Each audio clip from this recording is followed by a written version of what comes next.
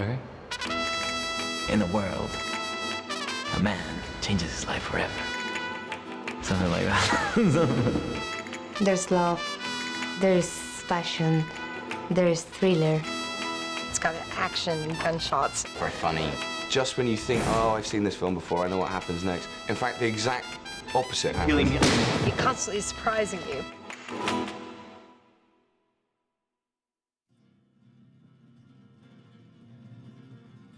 It started as an idea that I was going to do as a DV film for myself that I could just go out there and make for very little money with my friends, and it sort of grew from there. We'd known Matthew through a variety of sources. He pitched it to us and we bought it within a few weeks. You hear a lot of rubbish, and to sit here and hear somebody tell you a story that you could immediately see in your head on screen, that was really exciting. It's sort of playing on the idea of a very generic love triangle. So this girl comes to London very damaged, She's come from Spain to London to start a new life. meets this very sweet, lovely English guy. He's a young man of some wealth and almost immediately proposes marriage. Barnaby, we've known each other for 6 months. She's like had such a screwed up past, and she thinks maybe, you know, for a change, it would be good to have someone who's good for her. On the eve of her wedding, goes to a hen night. And there's a tradition in France that you get to kiss one guy in the restaurant when you celebrate your hen night. Bride-to-be must choose a man for one last kiss. And then she meets a guy Monsieur. who's called Kit.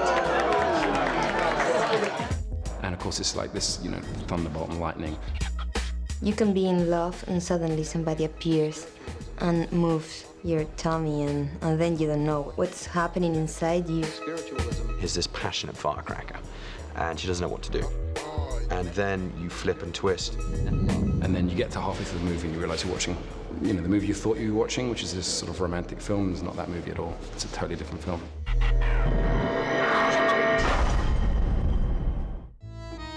Like many people, I watched Amores Perros about a year ago, and the moment I saw him, I thought, I was like ecstatic, because I thought, this is Kit, this is totally right for Kit.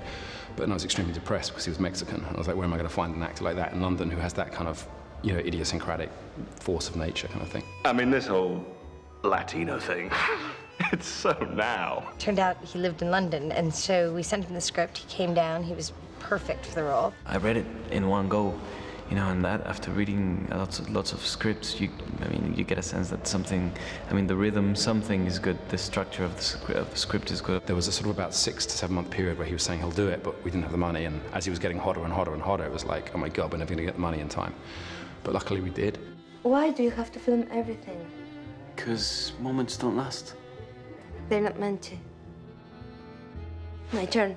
Natalia was the second person we found. How did you find me? We went to Madrid last fall and auditioned about 30 Spanish girls. And she walked in and she was just, Carmen. she was Carmen, yeah. I mean, that was that. I mean, it was that simple. I loved it. If I read a script and I don't have to get up or close the script, I have to do it. How many jobs have you been fired from? 35.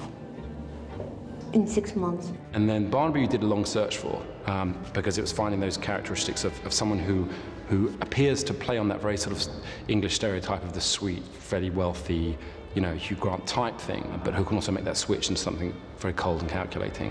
And, you know, James has that ability to sort of play on both, you know, both those elements. You know, sometimes I amaze myself.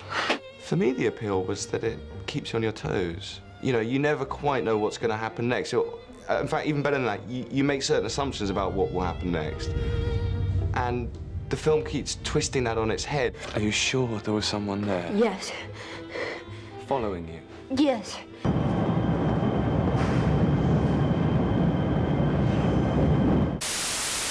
And cut it there. I found Matthew to be absolutely amazing. This is the first feature film that he's directed, but I wouldn't know that unless he volunteered the information. He has that little anarchy that works around making films. We're now being flashed by the director. His immaturity coming through. He's so cool. He's very open. He has really clear what he wants to shoot. And therefore, we know that when he gets it, he'll be happy. So when we see him happy, we're confident, you know, it works both ways, it's brilliant.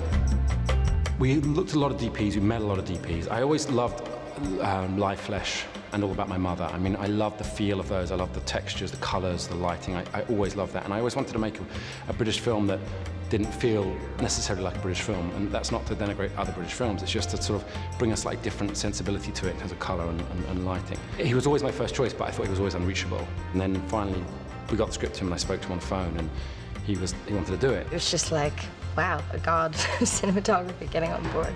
We're really happy about him. He hasn't even told you the sucker punch. The real twist of the movie. Has anyone ever told what the film's about? I can't say it right now because you're gonna see the movie. Very difficult to say because you don't want to say it as well. I mean, it's, I don't know. I mean, it's always been a love story. I mean, it's a very twisted love story. It's a very screwed up love story. But it's a love story. I think it's urban love triangle. An urban... Yeah, urban love triangle, yeah. It's an urban love triangle. with a twist. Or two. I thought you might like to explain what the hell that was all about. My wish is that it's the kind of film that doesn't matter where you're from, that you can enjoy it and have fun with it, and it will connect you somehow. A kiss is to dot the I on the word love. Yeah, but there's no I in love. Well,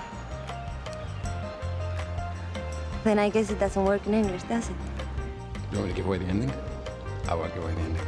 But that's the last one. Trust me. God damn, I never want to see that piece of footage again. Well, Thank you. Thank you. Oh, gosh. Cool. Excellent. Thanks. Is that all right? Is that enough there that you can... Is that okay? Thanks very much.